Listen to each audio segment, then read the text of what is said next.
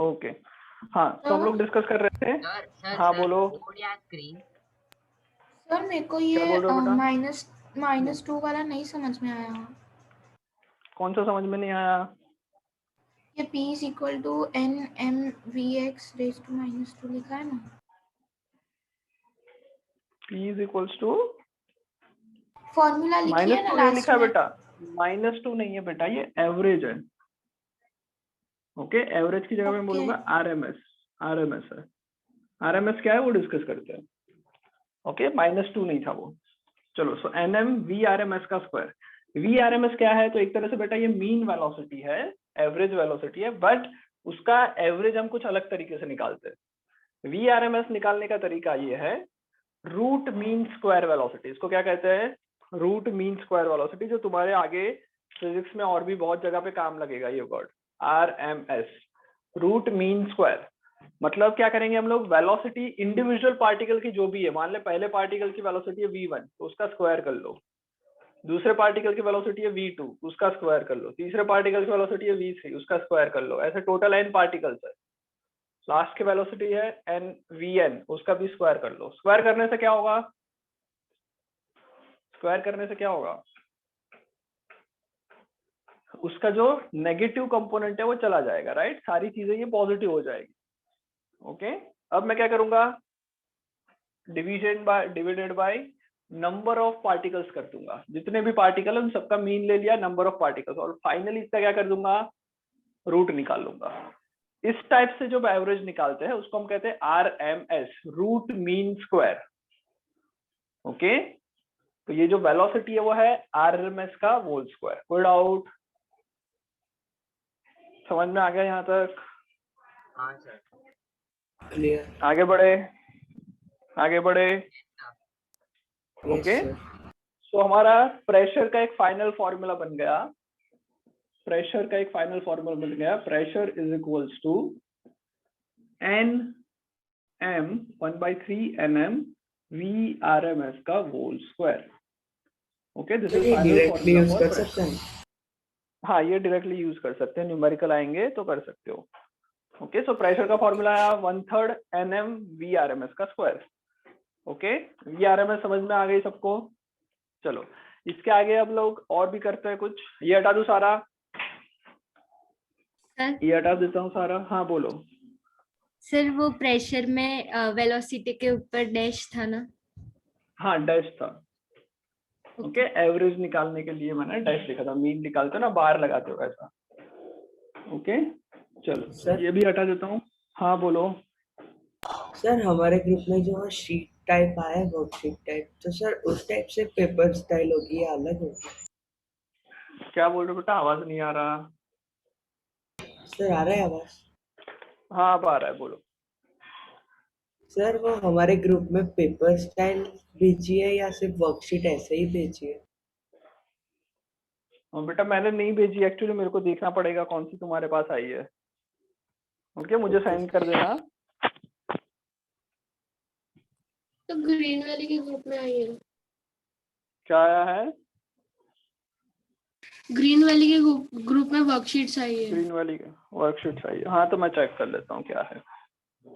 Okay, चलो pressure का formula आ गया 1/3 NM VRMS का स्क्वायर। N क्या है? N क्या है? N क्या है? अरे N क्या है, जल्दी बोलो। Total number of particle per unit volume. Number of particles per unit volume. Okay, mass, individual mass, VRMS मतलब टोटल रूट मीन स्क्वायर का, रूट मीन वेलोसिटी का स्क्वायर। ओके, चलो इसके बाद अगर मैं दोनों तरफ मैं वॉल्यूम से मल्टीप्लाई कर देता हूँ, multiplying by volume by V on both side, दोनों तरफ मैंने वॉल्यूम से मल्टीप्लाई कर दिया। वॉल्यूम से मल्टीप्लाई करूंगा तो क्या आएगा, PV is equals to 1/3 N into V into VRMS का स्क्वायर इंटू एक और चीज बाकी बच गई, मास, M इंटू VRMS का स्क्वायर। कोई डाउट यहाँ तक?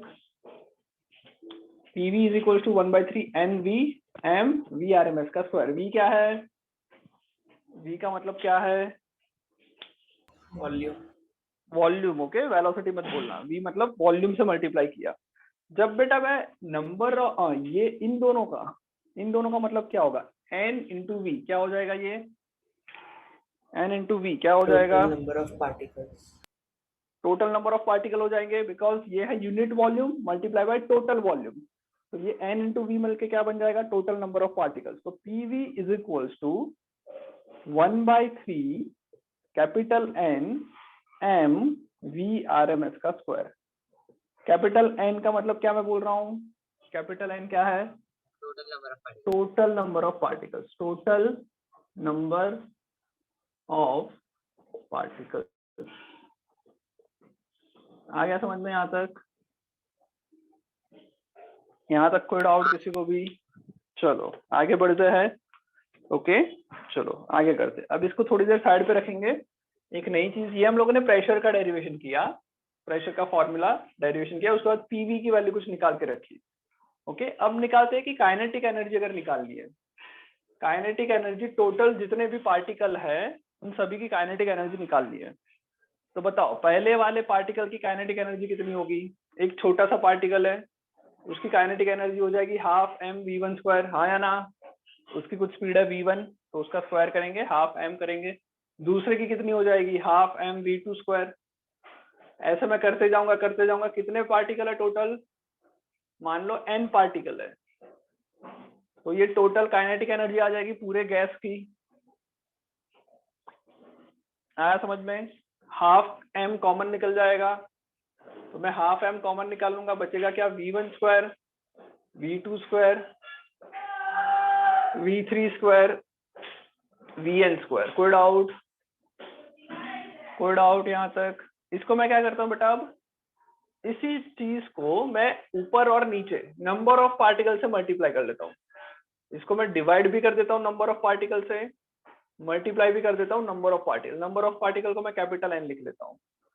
ओके स्मॉल n मतलब number of particle per unit volume, capital N मतलब टोटल नंबर ऑफ पार्टिकल्स। तो ये टोटल क्या हो जाएगा, समझ में आ गया यहाँ तक? मैंने n से मल्टीप्लाई किया, n से डिवाइड किया, मल्टीप्लाई और डिवाइड करने से क्या हो जाएगा, ये जो टर्म है थोड़ी देर पहले ये टर्म देखा था, ये टर्म क्या हो जाता था, वी आर एम एस का स्क्वायर हो जाता था ये। तो काइनेटिक एनर्जी का फॉर्मूला आ जाएगा half m V R M S का square multiply by n number of particles.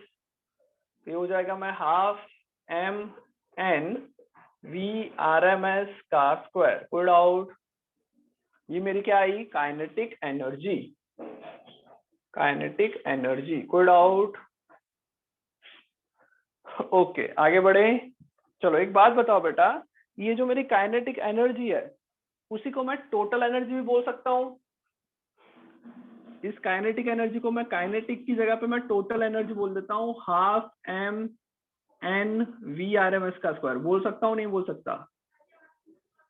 Kinetic की जगह पे मैंने टोटल बोल दिया। क्यों टोटल बोल दिया, याद करो मैंने पहले ही क्या बताया था, पोस्टुलेट्स में हमने देखा था कि मॉलिक्यूलर्स के बीच का इंटरमॉलिक्यूलर फोर्सेस नहीं होता है। इंटरमॉलिक्यूलर फोर्सेस हम अज्यूम नहीं करेंगे, तो जितनी काइनेटिक एनर्जी होगी वही उसकी टोटल एनर्जी होगी। तो टोटल एनर्जी का फॉर्मूला आ गया half m n V R M S का स्क्वायर। कोई डाउट?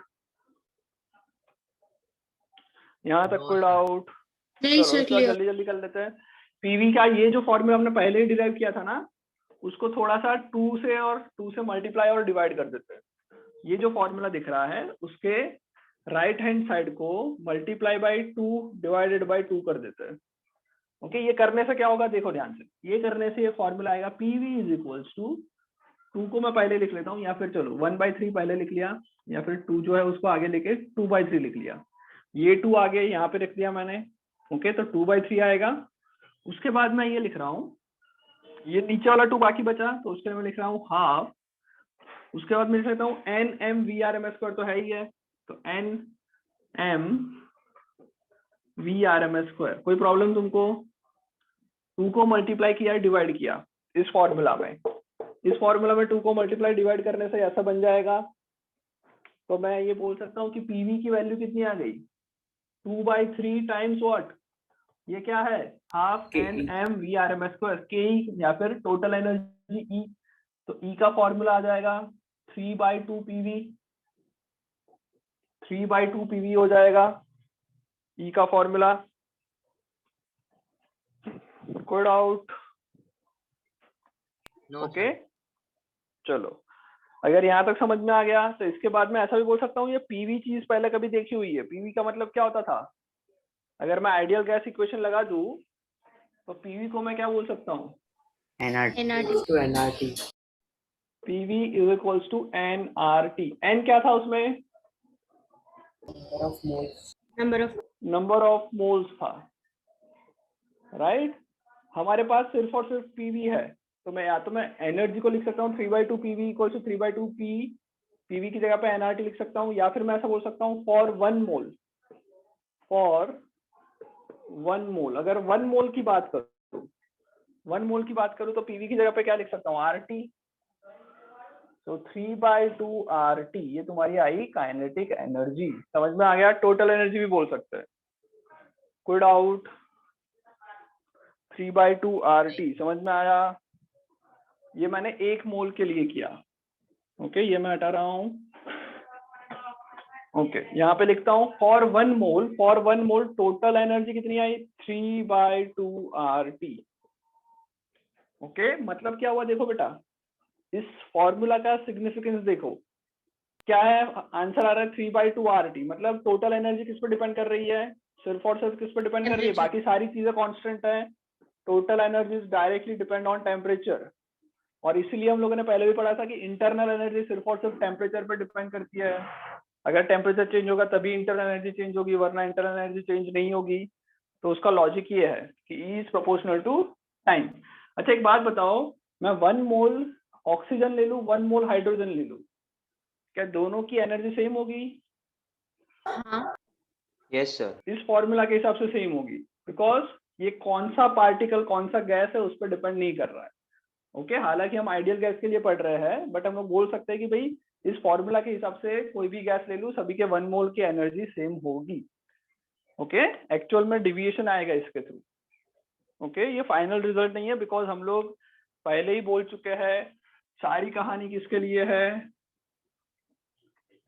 आइडियल गैस के लिए है, राइट? हाँ सर। तो वैसे देखा जाए कि भाई 1 मोल हाइड्रोजन ले लिया, 1 मोल क्लोरीन ले लिया, क्या दोनों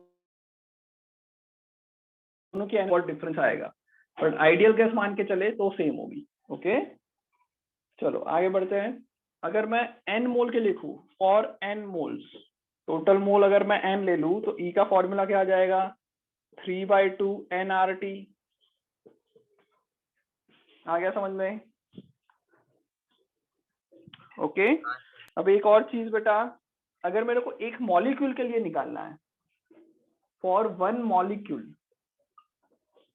फॉर 1 मॉलिक्यूल, तो बेटा n मोल्स के अंदर कितना होता है? या फिर फॉर 1 मॉलिक्यूल निकालें तो 1 मोल में कितने मॉलिक्यूल्स होते हैं?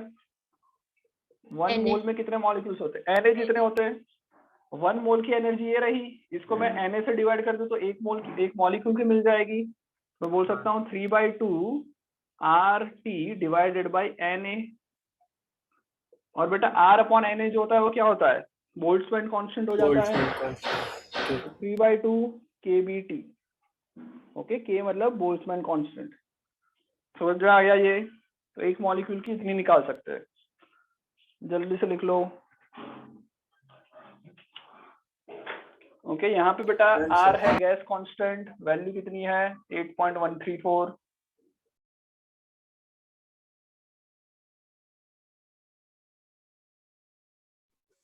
केबी की वैल्यू कितनी होती है?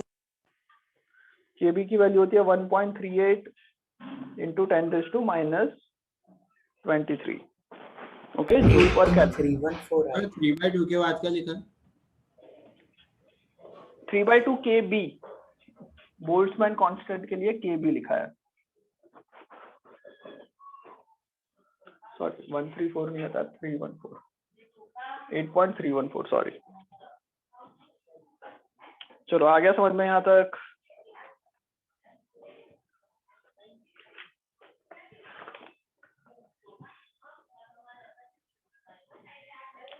ओके, हटा दूं इसको? Yes sir. हटा दूं? ओके चलो, एक और छोटे सा एक वैल्यू याद रखेंगे, मतलब वैल्यू नहीं, एक और चीज याद रख लेते हैं इधर कि बेटा kinetic energy half VRMS² into N है, राइट? और उसी को मैंने इंटरनल एनर्जी बोला है ये। और मैं इस फॉर्मूला को वापस लिख रहा हूँ, ध्यान से देखो। ई की जगह पे मैं क्या लिख लूँ? ई की फॉर्मूला हमने निकाल ली। ई का फॉर्मूला निकाला 3/2 RT फॉर 1 मोल। तो 1 मोल के लिए 3/2 RT लिख लूंगा। तो इधर भी ये जो काइनेटिक एनर्जी है उसको मैं लिख सकता हूँ हाफ mn VRMS का स्क्वायर, लिख सकता हूँ ऐसा। m क्या है? Number of mass of particle. n क्या है? कैपिटल N क्या है? Number of particles, right? यहाँ पे मैंने 1 मोल लिया है, देखो यहाँ पे मैंने 1 मोल लिया है बिकॉज 3/2 RT लिखा, मतलब कि 1 मोल लिया। तो ये हो जाएगा Na, हाँ या ना? ये Na हो जाएगा, ओके। अगर ये Na हो जाएगा तो मास इंटू Na ये कितना होगा? मास इंटू Na कितना होगा? 3/2 RT is equals to mass into Na क्या होता है भाई बताओ? Avogadro number multiply by mass of 1 particle. ये मोलार मास हो जाएगा, 1 मोल का मास। मोलार मास को मैं कैपिटल M लिख लेता हूँ, VRMS का स्क्वायर, ओके। 2 से 2 कैंसल, ओके। तो मैं VRMS को क्या लिख सकता हूँ? VRMS को क्या लिख सकता हूँ? Root of 3RT divided by molar mass. आ गया समझ में? VRMS का फॉर्मूला क्या हो जाएगा? Root of 3RT by molar mass. तो इसका मतलब कोई भी पार्टिकल, कोई भी गैस की जो average root mean square value है वेलोसिटी की, वो किस पे डिपेंड कर रही है? टेम्परेचर और मास एंड टेम्परेचर और मोलार मास पे डिपेंड कर रही है, okay. Temperature and molar mass पे डिपेंड कर रही है। लिख लिया यहाँ तक? भगाया फटाफट? Done sir. डन, बहुत बढ़िया। चलो आगे बढ़ते हैं, आगे बढ़े, ओके। हटा दो सब? Yes sir. ओके चलो, एक और चीज बेटा इधर, अब बात करते हैं सीपी और सीवी की, ओके। एक बार पहले भी हम लोग सीपी सीवी पढ़ चुके हैं, वापस पढ़ लेते जल्दी जल्दी से। उसके लिए एक पहले चीज पढ़ लेते बेटा, theory of equipotential of energy. Equipotential of energy मतलब एनर्जी जो है वो हर एक जगह पे इक्वली डिवाइड होती है। समझ में आ रहा है ये? इसको हम कहते हैं थियरी ऑफ इक्विपोर्शन ऑफ एनर्जी। मतलब जो भी हम एनर्जी है वो हर एक जगह पे इक्वली डिवाइड होगी। आया समझ में यहाँ तक? Yes sir. Okay, law of equipartition of energy. चलो इसको हटा देता हूं मैं। अब एक बात बताओ, एनर्जी होगी जो, वो किसकी वजह से आएगी? एनर्जी जो आएगी वो हमारे पास काइनेटिक एनर्जी की वजह से आएगी, राइट? और काइनेटिक एनर्जी जो है वो कैसे डिराइव करेंगे, किस टाइप की काइनेटिक एनर्जी हो सकती है वो देखते हैं।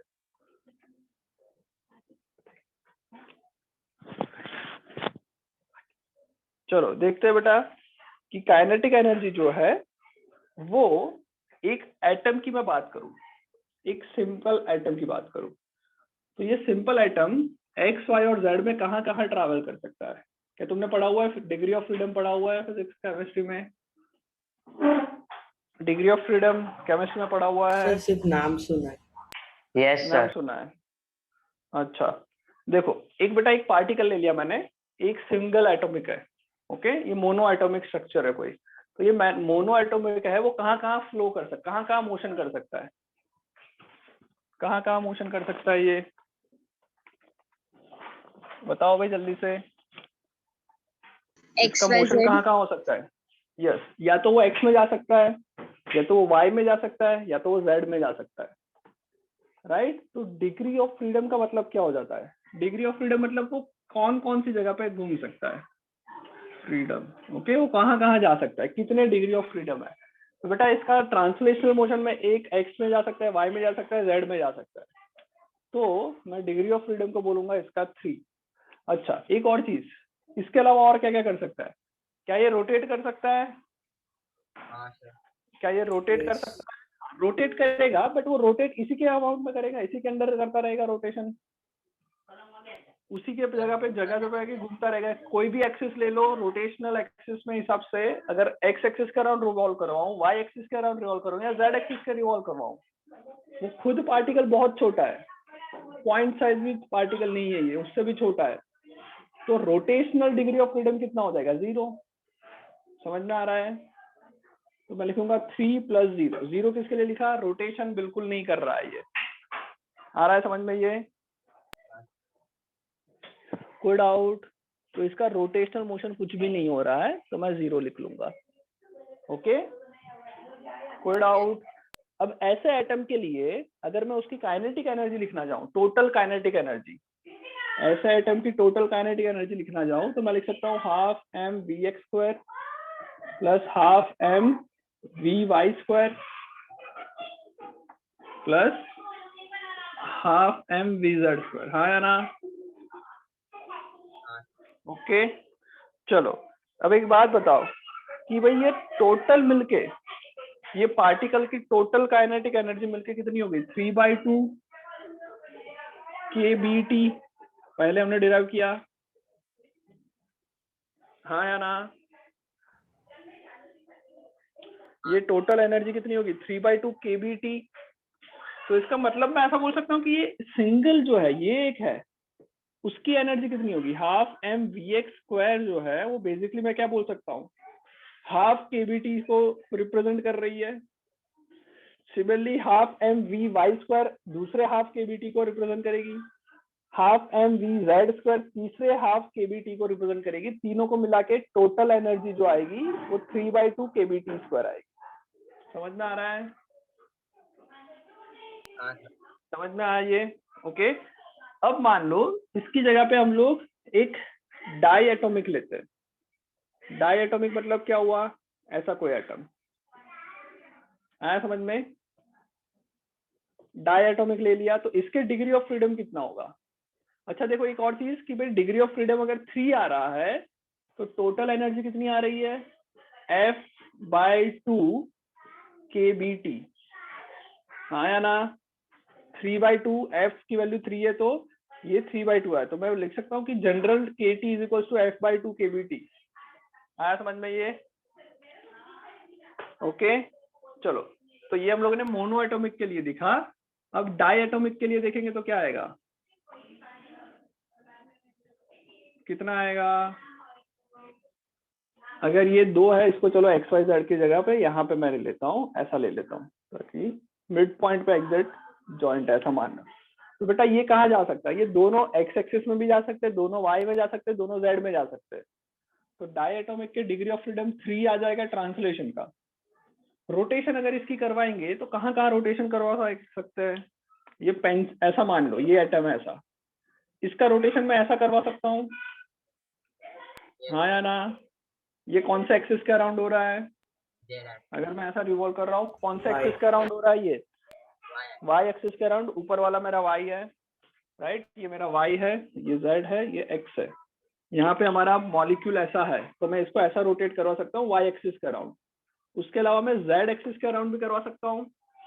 जेड एक्सिस यहाँ से निकल कर तुम्हारी तरफ आ रहा है, मतलब इसको ऐसा भी रोटेट करवा सकता हूँ। ये जेड एक्सिस के अराउंड रोटेट हो गया, ओके। और एक्स एक्सिस के अराउंड करवाऊंगा तो ये ऐसा रोटेट होगा, ये ऐसा रोटेट होगा। अब बेटा एक्स एक्सिस के अराउंड जो रोटेशन हो रहा है उसके लिए जो तुम्हारा मोमेंट ऑफ इनर्शिया बहुत छोटा हो जाएगा बोल सकता हूँ मैं, बिकॉज इसका रेडियस बहुत ही कम है, ये भी बहुत कम है। तो जब ये ऐसा घूम रहा है तो मोमेंट ऑफ इनर्शिया बहुत कम है, मतलब हम ऐसा बोलेंगे कि एक्स एक्सिस के अराउंड वो बेसिकली रोटेट नहीं कर पाएगा। आया समझ में?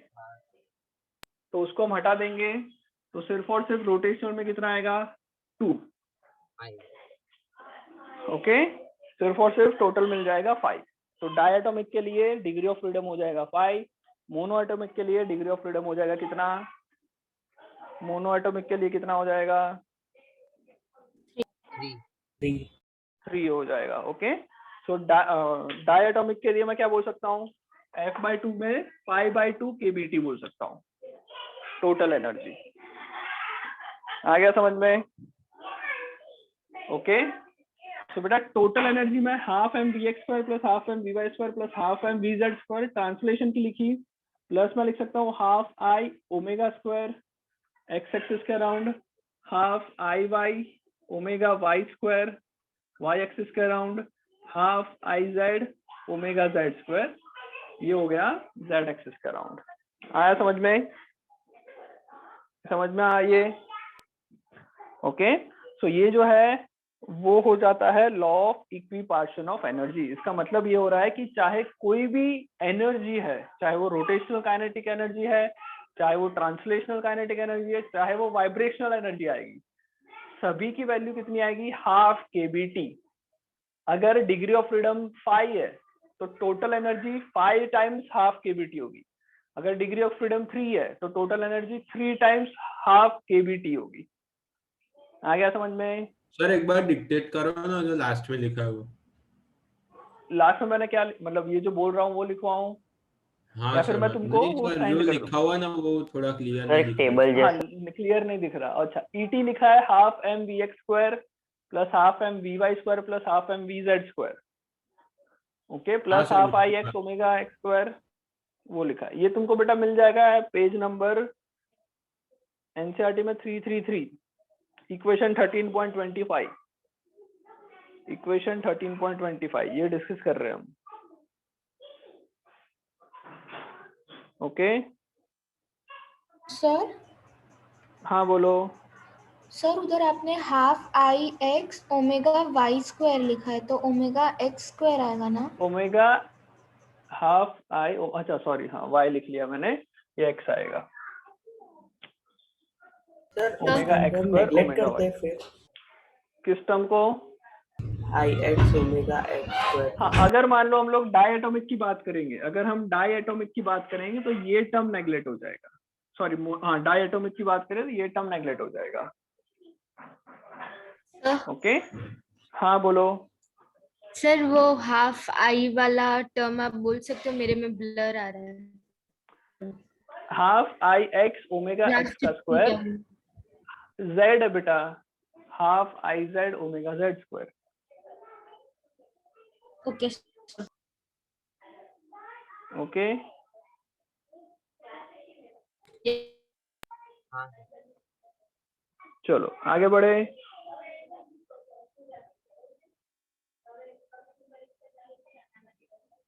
ओके, चलो, तो बेटा ये हम लोगों ने इक्विपोर्शन ऑफ एनर्जी किया। इसके अंदर एक और चीज बेटा याद रखनी है कि अगर इसमें हाई टेम्परेचर दिया हुआ है, क्या दिया हुआ है? अगर क्या दिया हुआ है बेटा? हाई टेम्परेचर दिया है। अगर हाई टेम्परेचर दिया है तो डिग्री ऑफ फ्रीडम में एक वाइब्रेशनल एनर्जी भी आ जाती है। समझ में आ रहा है? ओके, तो उसके लिए डिग्री ऑफ फ्रीडम और बढ़ जाता है। आ गया समझ में? अगर हाई टेम्परेचर दिया है तो। आगे बढ़े, आगे बढ़े। हाँ सर। हाँ सर। चलो ओके, अब बेटा मैं स्क्रीन शेयर करके एक चीज दिखा रहा हूँ। ओके, बोर्ड पे नहीं लिख रहा हूँ, अब देख लो जल्दी से। इधर स्क्रीन दिख रही है NCERT? हाँ सर। ओके, ये शायद Yes, तुमका sir. केमिस्ट्री के अंदर करवाया हुआ है, सो मैं थोड़ा सा फास्ट भगा रहा हूँ। स्पेसिफिक कैपेसिटीज के बारे में। तो स्पेसिफिक कैपेसिटी में हमने देखा है CP/CV होता है, CP माइनस CV होता है R के इक्वल, राइट? उस फॉर्मूलाज का यूज करेंगे। ये देखो, मोनो एटॉमिक गैसेस के लिए क्या होगा? तो मोनो एटॉमिक गैस है तो हमने देखा कि भाई टोटल एनर्जी इतनी होगी 3/2 kBT। This is the total energy. आया समझ में? हाँ ओके, अगर हम n पार्टिकल्स के बात करें, 1 मोल के लिए बात करें, तो जो टोटल एनर्जी U होगी that will be equal to 3/2 kBT into Na। kB into Na करने से R मिलता है, तो 3/2 RT तुम्हारा क्या हो जाएगा? Energy in 1 mole of any particle, 1 mole of any gas. Okay, अब इसके लिए CV निकालते हैं, the molar specific heat at constant volume. तो बेटा CV अगर याद है तुम्हें तो हमेशा वो इंटरनल एनर्जी के चेंज के इक्वल आता है, बिकॉज वर्क डन तो 0 होता है कांस्टेंट वॉल्यूम पे, हाँ या ना? तो CV को मैं लिख सकता हूँ du/dt total internal energy upon change in time temperature. तो du/dt करोगे तो ये क्या आएगा 3/2 RT। ओके, अगर आइडियल गैस की बात करें तो Cp माइनस CV होता है R के इक्वल। अगर Cp माइनस CV R के इक्वल होता है, CV तुमने निकाला 3/2 RT, तो Cp हो जाएगा 5/2 RT। और ऐसे एटम के लिए गामा जो है, जो कि है Cp/CV, वो कितना आ जाएगा 5/2, sorry 5/3, Cp 5/2 R divided by 3/2 R। Okay, यहाँ पे बेटा ये गलती की है, यहाँ पे T नहीं आएगा, तुम अपने नोटबुक में मतलब ये चेंज कर दो, यहाँ पे जो T दिख रहा है वो गलत लिखा है उन्होंने। ओके, ये T नहीं आएगा, डिफरेंशिएशन करेंगे ना T निकल जाएगा। तो CV की वैल्यू आई 3/2 R, Cp की वैल्यू आई 5/2 R और Cp/CV आया 5/3। ये किसके लिए? मोनो एटॉमिक के लिए। बड़े आगे हाँ सर। आ रहा है समझ में? चलो सिमिलरली बेटा डाई एटॉमिक की अगर बात करें, डाई एटॉमिक के अंदर अभी जस्ट हमने डिस्कस किया, क्या चेंज हो जाता है? डिग्री ऑफ फ्रीडम चेंज हो जाता है। अगर मैं डाई एटॉमिक की बात करूं तो 3 ट्रांसलेशन और 2 रोटेशनल, टोटल 5। तो इंटरनल एनर्जी आई 5/2 kBT इंटू Na, 5/2 RT, ये इंटरनल एनर्जी आई। इसका डिफरेंशिएशन करेंगे विद रिस्पेक्ट टू टेम्परेचर, तो CV जो आएगा वो कितना आएगा? CV जो आएगा वो कितना आएगा? 5/2 R, और Cp जो होता है वो कितना आएगा? 7/2 R। सबको आ रहा है समझ में? हाँ गामा निकालेंगे, गामा कितना आएगा? 7/5। अच्छा, इधर एक ब्रैकेट में एक चीज लिखी है, रिजिड डायटोमिक। रिजिड डायटोमिक क्यों लिखा है? रिजिड डायटोमिक का मतलब क्या हुआ? तो रिजिड डायटोमिक का मतलब हम ऐसे टेम्परेचर की बात कर रहे हैं। रिजिड का मतलब क्या होता है? हम लोगों ने पहले भी पढ़ा हुआ था रोटेशन में। रिजिड पार्टिकल्स या फिर रिजिड बॉडी का मतलब क्या होता है? 2 पार्टिकल के बीच का डिस्टेंस चेंज नहीं हो रहा, उसको हम रिजिड कहते हैं। तो जब टेम्परेचर कम है तो वाइब्रेशन बहुत कम हो रहा होगा, इसलिए रिजिड लिखा है। आया समझ में? जब मैं टेम्परेचर बढ़ा दूंगा, टेम्परेचर बढ़ाने से मैंने बताया था कि एडिशनल वाइब्रेशनल मोड भी आ जाएगा। तो if diatomic is not rigid but has an additional vibration mode, तो उसके लिए हम लोग एक और एनर्जी ऐड कर देंगे, वाइब्रेशनल एनर्जी, जिसको मैं लिख रहा हूं kBT। ओके, तो टोटल हो जाएगा 7/2 और Cp 7/2, तो CV हो जाएगा +2 करके 9/2 R। हाँ, कोई डाउट है किसी को यहाँ तक?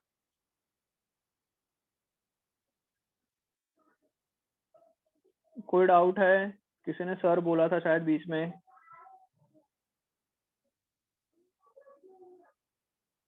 Cp और CV बेटा सभी उसके लिए याद रखना पड़ेगा।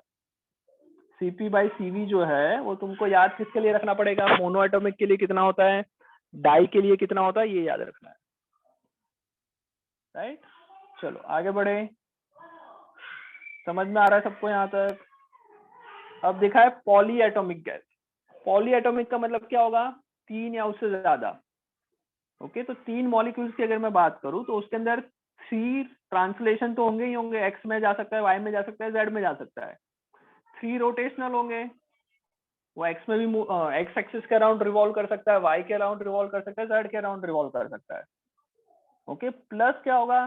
Plus certain number of vibrational modes. तो वाइब्रेशन के लिए मैंने जो उसका डिग्री ऑफ फ्रीडम है उसको मैंने F लिख लिया। और अगर इसको टोटल तुम देखो तो 3 रोटेशनल है, सॉरी 3 ट्रांसलेशन है, उसके लिए पहला टर्म आया 3/2 kBT। 3 ट्रांसलेशन है, सॉरी 3 रोटेशन है, उसके लिए वापस आया kB/T, 3/2 kBT। और वाइब्रेशन का हमको पता नहीं है इसलिए F लिख लिया, F kBT। ओके, इसको मल्टीप्लाई करूंगा एवोगैड्रो नंबर से 1 मोल के लिए, तो ये CV हो जाएगा और सीपी हो जाएगा डिफरेंशिएशन करने पे, और फिर गामा की वैल्यू आएगी। समझ में आ रहा है या बोर्ड पे लिख के बता दूं तो समझ में आएगा? समझ में आ रहा है? हाँ सर। Good out. ओके, तो ये बेटा डायटोमिक, मोनो एटॉमिक और पॉली एटॉमिक के लिए सीपी और सीवी की वैल्यू है, राइट? ये तुम्हें देखना है थोड़ा। बड़े आगे उसका बेटा ये जो है एक बार सॉलिड्स के लिए और गैस के लिए क्या है एक बार रीड कर सकते हो, ज्यादा टाइम इसमें नहीं है। मेन जो अब आएगा that is mean free path. Okay, हाँ बोलो। सर टेबल 13.1 और 2 हमको याद रखना है या क्वेश्चंस में वैल्यू दे देंगे? 13.1 और 2, अच्छा 13.1 और 2 के अंदर बेटा सिर्फ इम्पोर्टेंट जो चीज है वो ये है कि आप एटलीस्ट कुछ नहीं याद रहो तो ये याद रखना, गामा की वैल्यू याद रखना। ओके, क्यों गामा की वैल्यू याद रखने को बोल रहा हूँ? बिकॉज ये चैप्टर की बात नहीं कर रहा हूँ, थर्मोडायनेमिक्स चैप्टर हमने देखा था कि आइडियाबैटिक प्रोसेस होती है तो पीवी की पावर गामा कांस्टेंट होता है, राइट? तो उसमें कभी कभी दिया होता है कि डायएटॉमिक गैस है। अब तुम पीवी की पावर गामा कांस्टेंट करोगे तो गामा की वैल्यू डायएटॉमिक के लिए कितना होता है वो याद रखना है, गामा की वैल्यू ट्राइएटॉमिक के लिए कितना होता है याद रखना है। समझ में आया? बाकी सीपी सीवी याद करने की जरूरत नहीं है। ओके, चलो ओके। देखो बेटा नीचे जो 13.2 दिया है उसका कुछ यूज नहीं है हमको, सिर्फ वो तुमको दिया है कि ये प्रिडिक्टेड वैल्यू है। 13.1 में प्रिडिक्टेड वैल्यू है, 13.2 में मेजर्ड वैल्यू है। तो प्रैक्टिकली ये आंसर आता है प्रिडिक्टेड वैल्यू ये है, तो थोड़ा बहुत आसपास आता है वो दिखा रहा है। ओके, अच्छा एक और चीज बेटा, अभी मीटिंग वापस जो ज्वाइन करेंगे 5 मिनट का ब्रेक दे रहा हूँ तुमको, राइट? 10:45 को ज्वाइन करना, 10 मिनट का ब्रेक ले लो बीच में, 10:45 को ज्वाइन करो। सर ये पीडीएफ Okay. अपलोड कर दो। हाँ मैं कर दूंगा, तुम्हारे ग्रुप पे मैं साइन करवा दूंगा। Okay sir sir. Full chapter highlight कर। हाँ हाँ हाँ, 10:45 next meeting. Okay okay sir. Okay, चलो बाय बाय। बाय।